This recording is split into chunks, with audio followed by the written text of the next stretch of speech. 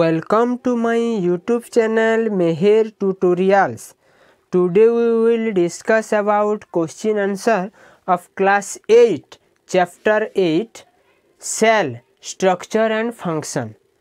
आज हम class 8 science subject का cell chapter 8 structure and function के बारे में क्वेश्चन आंसर डिस्कस कर लेंगे। ठीक है, देखो फर्स्ट है हमारा शॉर्ट क्वेश्चन टाइप। फर्स्ट है शॉर्ट क्वेश्चन क्या दिया है हमारा, indicate whether the following statements are true और फॉल्स। उधर हमारा कुछ शॉर्ट क्वेश्चन दिया है, ट्रू फॉल्स स्टेटमेंट्स दिया है, उधर से हमको फाइंड आउट करना है कौन सा ट्रू है कौन सा फॉल्स है। दैट मीन्स कौन सा स्टेटमेंट्स ट्रू है कौन सा स्टेटमेंट्स फॉल्स है। फर्स्ट है हमारा देखो A, unicellular organisms have one cell body. Unicellular organisms have one celled body. अब आंसर है true.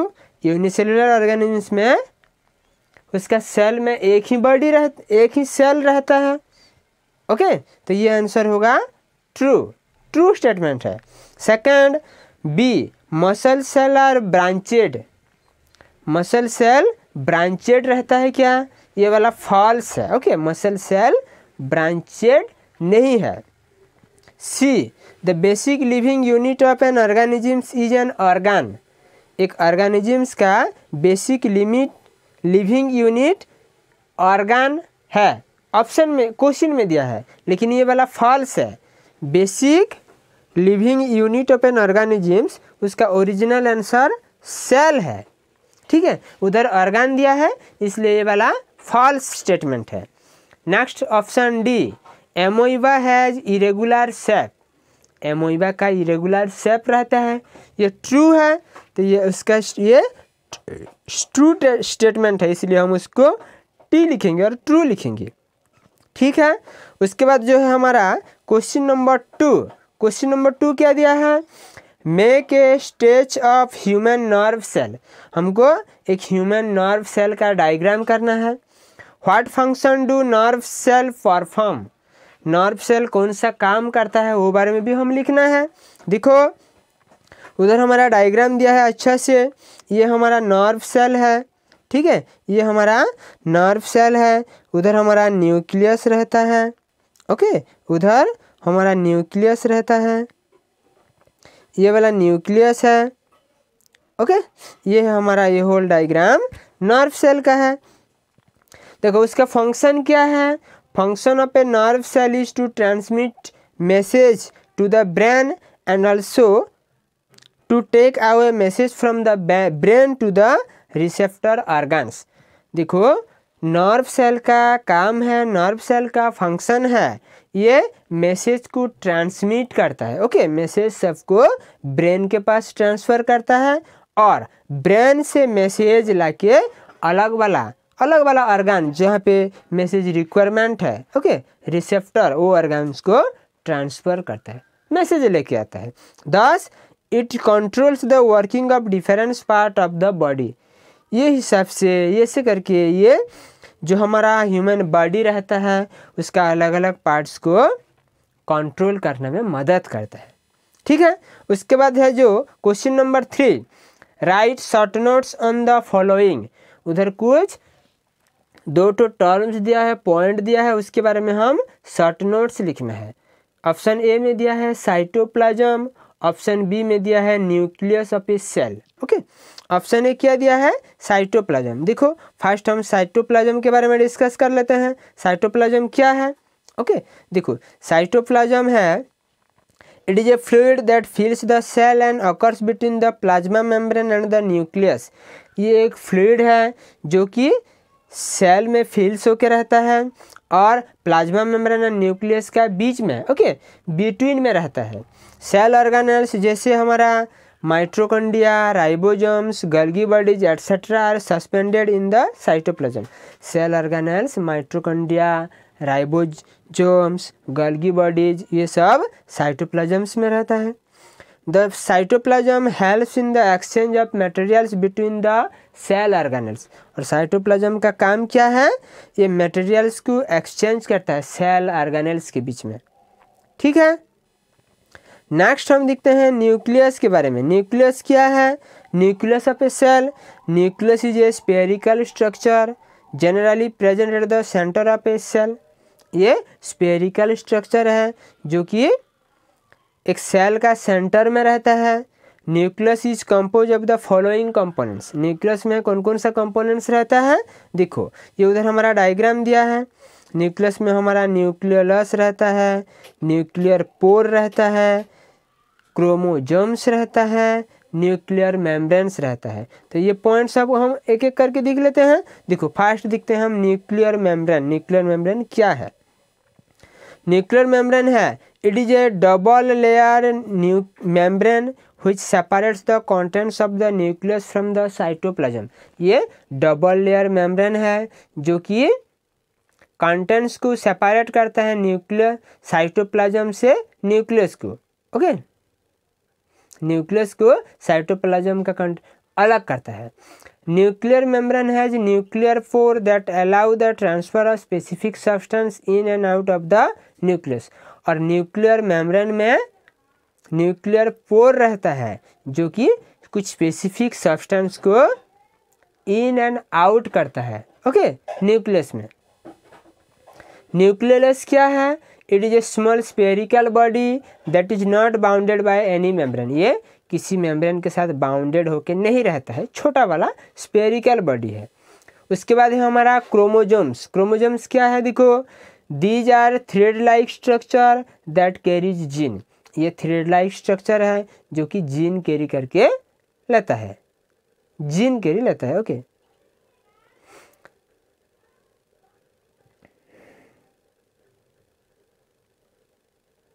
genes contain information necessary for the transfer of characteristic from the parents to the offspring and gene information contents करके रखता है जो कि characteristic एक parents से offspring को ट्रांसफ़र होता है। ठीक है, दस chromosomes play an importance role in the inheritance of characteristic. ये हिसाब से क्रोमोजोम्स भी एक इम्पोर्टेंस रोल प्ले करता है इनहेरिटेंस ऑफ कैरेक्टरिस्टिक में। ठीक है, उसके बाद question number 4, which part of the cell contents organelles. Cell का कौन सा पार्ट में ऑर्गेनेल्स रहता है।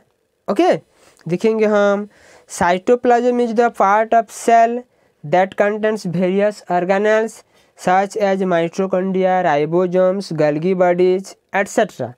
कहाँ पे रहता है हमारा अलग अलग ऑर्गेनेल्स जो सेल में साइटोप्लाज्म में। Okay, cytoplasm is the part of the cell that contents various organelles. कौन कौन सा organelles, mitochondria, ribosomes, Golgi bodies, ऐसे बहुत सारा।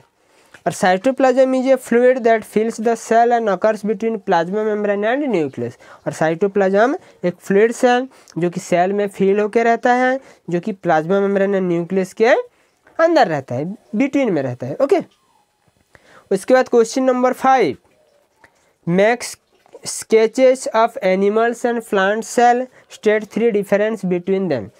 उधर हम डायग्राम करना है एनिमल एंड प्लांट सेल का और उसका 3 ठो डिफरेंस लिखना है।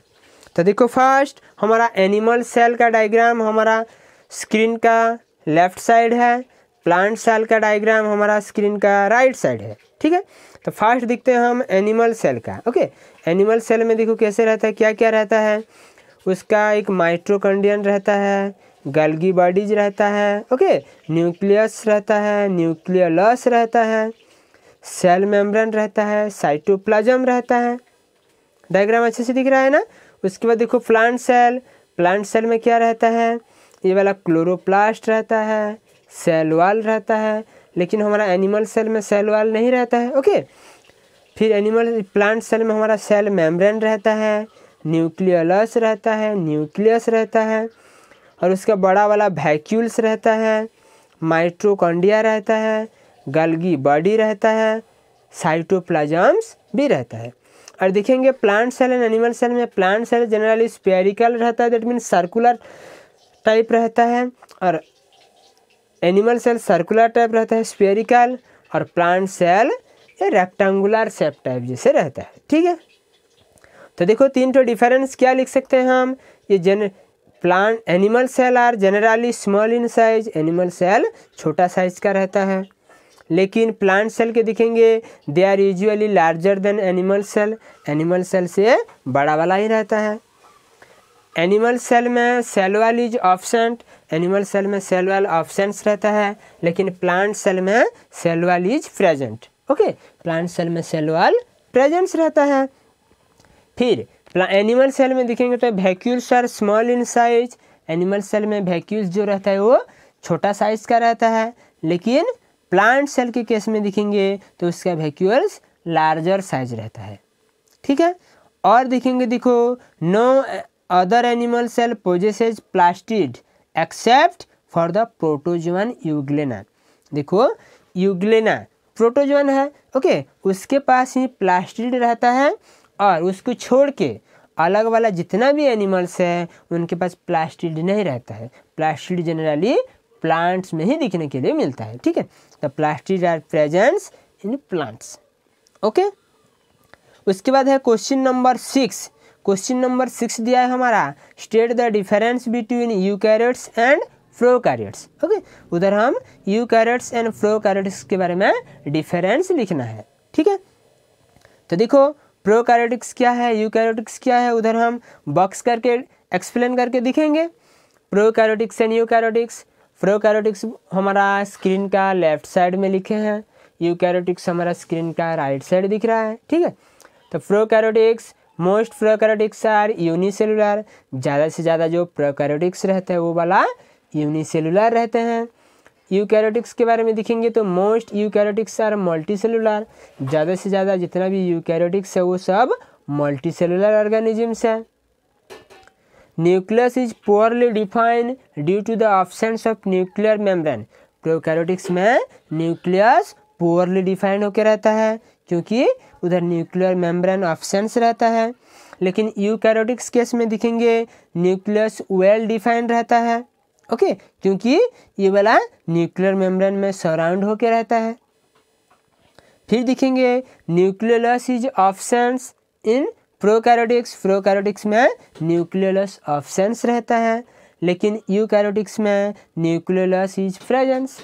ओके, यूकैरियोटिक्स में न्यूक्लियस प्रेजेंस रहता है। फिर दिखेंगे सेल ऑर्गेनेल्स जैसे plastids, mitochondria, Golgi bodies etcetera are absent, generally दिखेंगे हम प्रोकैरियोटिक्स में सेल ऑर्गेनेल्स, ओके, सब ऑब्सेंट्स रहता है, लेकिन यूकैरियोटिक्स के केस में दिखेंगे उधर सेल ऑर्गेनेल्स प्रेजेंस रहता है, जैसे प्लास्टिड, माइटोकॉन्ड्रिया, गोल्गी बॉडीज ये सब, क्योंकि ये वेल डिफाइंड ऑर्गेनिजम्स है। फिर दिखेंगे हम bacteria and blue green algae are prokaryotic cell, prokaryotic cell का एग्जाम्पल हम लिखेंगे तो बैक्टीरिया, ब्लू ग्रीन एल्गी ये सब होगा, लेकिन यूकैरियोटिक्स का एग्जाम्पल लिखेंगे तो fungi, plantae and animal cells are eukaryotic cells. Okay, fungi, plant and animal cell वो सब यूकैरियोटिक सेल है।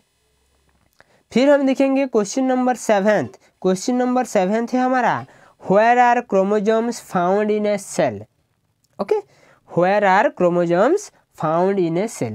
एक सेल में कौन सा जगह में हम क्रोमोजोम्स पाते हैं, एंड उसके साथ अलग वाला क्वेश्चन अटैच करके दिया है स्टेट देयर फंक्शन, उसका फंक्शन क्या है उसके बारे में भी हमको लिखना है। तो देखो कहाँ पे हमको देखने के लिए मिलता है ये वाला, the nucleus contents thread like structure called chromosomes, nucleus में जो थ्रेड लाइक स्ट्रक्चर रहता है उसको हम क्रोमोजोम्स बोलते हैं।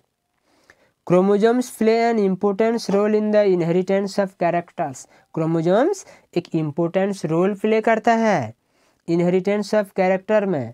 ठीक है, they carry genes that helps in the transfer of characters from parents to the offspring, chromosomes क्या करता है, ये जीन कैरी करके लेता है, कहाँ से, पेरेंट से, उसका ऑफस्प्रिंग से।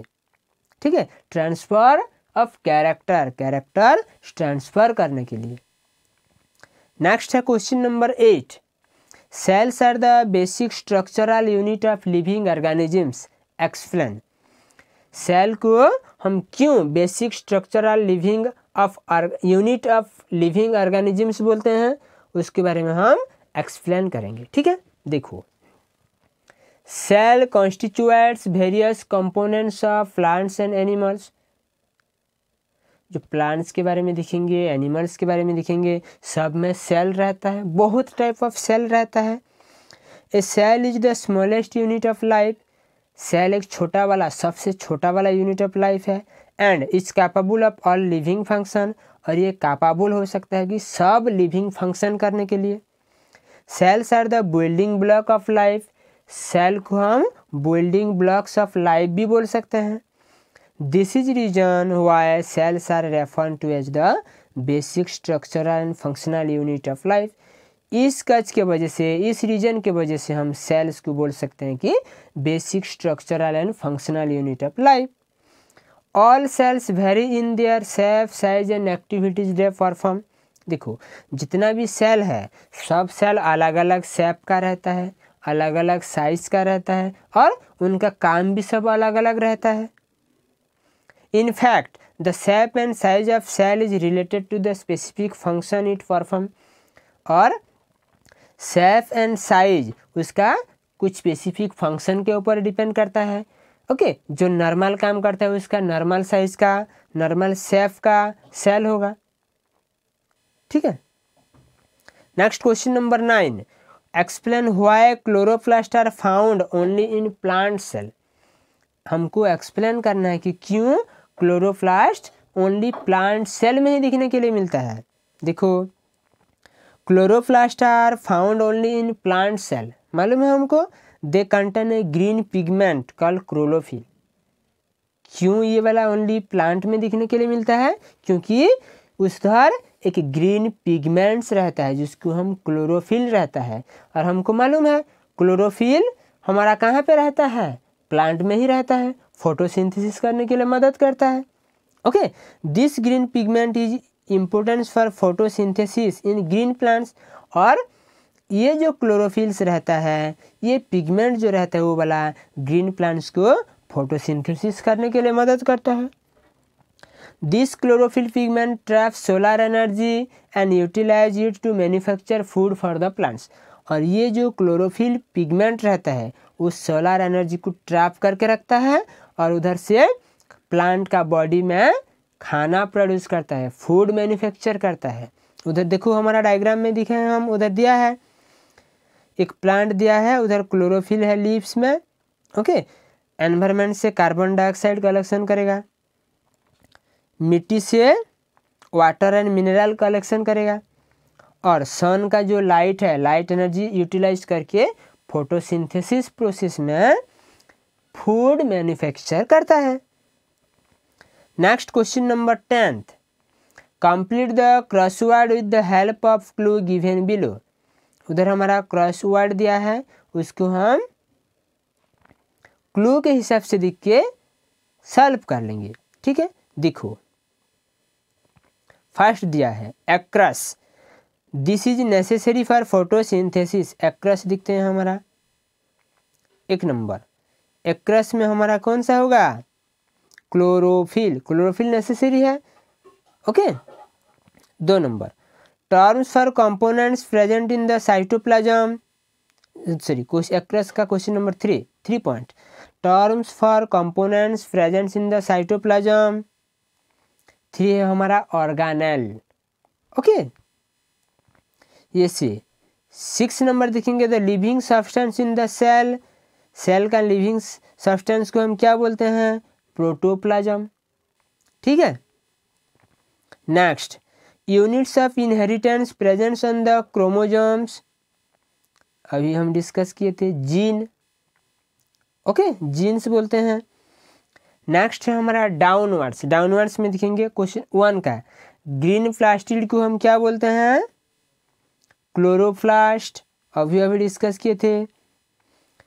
2, form by collection of tissue, tissue collection करके कौन सा फॉर्मेशन होता है, ऑर्गन। ओके, जैसे सेल से हमारा सेल सब मिलकर टिश्यू बनता है, टिश्यू मिलकर ऑर्गन बनता है, ऑर्गन मिलकर ऑर्गन सिस्टम बनता है, ऑर्गन सिस्टम बनके एक मल्टी सेलुलर इंडिविजुअल ऑर्गेनिजम्स बनता है। ठीक है। Next, it separates the contents of cell from the surrounding mediums. क्या है? मेम्ब्रेन बोलते हैं। ठीक है। Next 5, empty structure in the cytoplasm. Cytoplasm में जो एम्प्टी स्ट्रक्चर रहता है उसको क्या बोलते हैं हम? वैक्यूल बोलते हैं।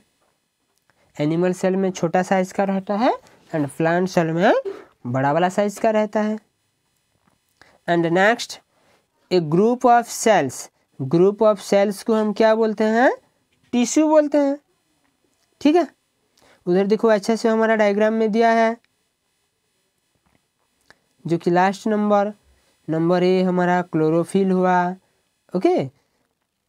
फिर हमारा जो एक्रेस में दिखेंगे सी से क्लोरोफिल्स, नीचे नंबर 3 से हमारा 3 से ऑर्गेनेल्स, 6 से हमारा प्रोटोप्लाज्म, 8 से हमारा जी से जीन्स हुआ। ठीक है। फिर हम डाउन में दिखेंगे तो सी पे हमारा क्लोरोप्लास्ट, 2 में हमारा ऑर्गन्स। ठीक है। फिर हमारा उधर टिश्यू। ओके। फिर हमारा वैक्यूल्स, फिर हमारा मेम्ब्रेन्स, ये सब हुआ। ठीक है। तो ये था हमारा क्लास 8 का जो cell chapter. Okay. Structure and function का क्वेश्चन आंसर सब डिस्कस किए। ओके। नेक्स्ट क्लास में हम नेक्स्ट एक अलग वाला चैप्टर के बारे में डिस्कस कर लेंगे, question answer. So please subscribe my YouTube channels, like and share. Thank you.